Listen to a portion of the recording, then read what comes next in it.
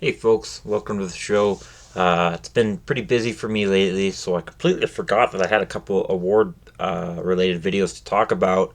The Calder nominees have been released. For those who don't know, the Calder Trophy is awarded to the NHL's best rookie, or at least who's voted for, and voters get to choose 5 players. That is voted at the end of the regular season. The 3 players with the highest votes or points based on those votes are considered nominees, and of course, the one with the most is the winner. I'm going to start with some honorable mentions. Pyotr Kochetkov, who's been considered a rookie for a couple of years now, because that's how goalies work, had a good year with the Carolina Hurricanes. After a rocky start, he helped the Hurricanes solve a lot of their goalie issues until Frederik Andersen returned. Kochetkov finished the season with 23 wins, a 911 save percentage, 4 shutouts, and decently consistent. Quality start percentage of 57.5, and his SRAA. Actually, I've renamed it SRAE, which is my version of advanced stats, which I'll get into another video because I have completed that whole list, is plus 5.5. Another Russian rookie that deserves a lot of credit was on the Anaheim Ducks blue line, that being Pavel Mintyukov. He had 28 points in 63 games, 85 hits, and 65 blocks in line 2 pairing minutes. Defensively, he was all right. Kind of, you get what you get for a rookie defenseman, and he was admirable in that scenario. Logan Cooley, probably one of the more talented rookies here, not the most talented, certainly, and one of the ones that I was most excited by because he's on a team that I like, even before they moved to my home state. Logan Cooley, the American out of Pennsylvania, he had 44 points in 82 games, including 20 goals, 50 hits, and 27 blocks, and 31 takeaways, which is quite a bit for a forward with not a lot of ice time and a young one at that. So he should have a really good stick, not just offensively, but defensively going down in his career.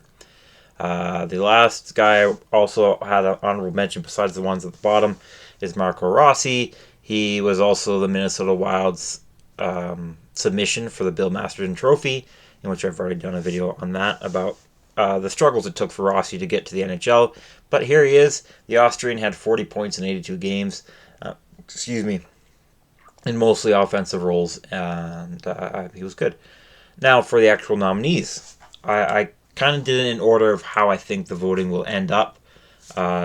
Third place, I think, would be Luke Hughes, and that's not a diss on him. He had a really good year. His time on ice was a bit inflated as there was a lot of injuries to the Devils' blue line, so he was forced to step up, and I thought he stepped up well. He played 21 and a half minutes. He's scored 47 points, 9 goals in those 82 games. He was decently disciplined with only 28 minutes and had 42 takeaways, which is very impressive. But ultimately, his defense wasn't strong enough to help the Devils much. He was a minus 25 despite nearly 70% of his zone starts coming in the offensive zone. So there's lots to be desired for Luke Hughes' defensive game, but his offensive game has already developed, and he can be a good defensive player considering he had 42 takeaways. Next is Brock Faber, who I think really could win the league's best rookie. I think he has a really good shot at it.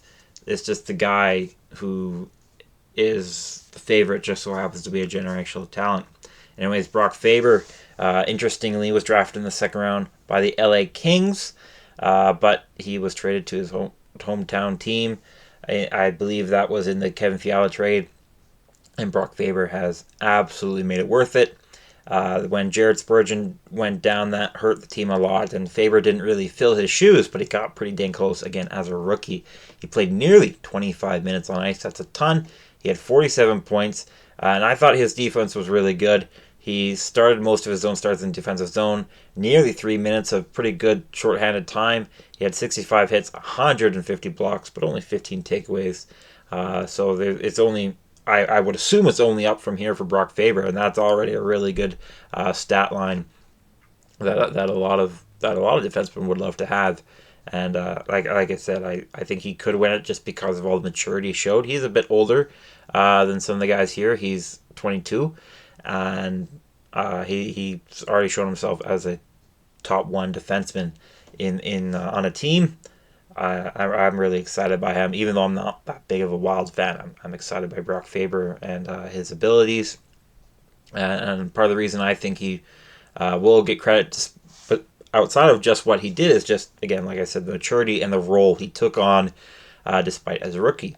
Now, one guy who's taken on a huge role, maybe not as big of a role as Faber took on the ice, but Connor Bedard's role as a whole, face of the franchise, of a very storied franchise, is pretty huge. He was certainly a force to be reckoned with when he was on the ice, and he tried his best on a team that really just wasn't giving him much support. He was obviously, as most of you are aware, was first overall pick in the last draft, and in his first year in the NHL, he had 22 goals, 39 assists, and 61 points in the 68 games he played. Pretty good numbers, especially considering he wasn't having much offensive help. He had nearly 20 minutes of time on ice and strong analytics, but the minus 44 is a huge hurt. I saw some people making fun of him, so, he sucks, he's minus 44. Well, look at the team he's on. And yeah, it is, you have to struggle defensively to be minus 44, but I don't think he was all that bad defensively. He had 47 takeaways. I think he'll turn out to be pretty good defensively, actually. I'm not going to say sulky, but I think he'll end up being pretty good two-way player as well. But his offense was really what was on display.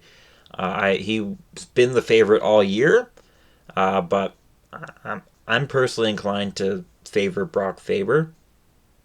Favor Brock Faber. You know what I meant. Favor Faber. There we go. But I wouldn't be surprised or angry if Connor Bedard won it instead. Let me know your thoughts down in the comment section below. While you're there, consider liking the video, subscribing, and turning on notifications for more of these videos. Thanks again for watching this video through, and I hope you learned something or enjoyed the white noise. That's it for me, and I'll see you in the next one.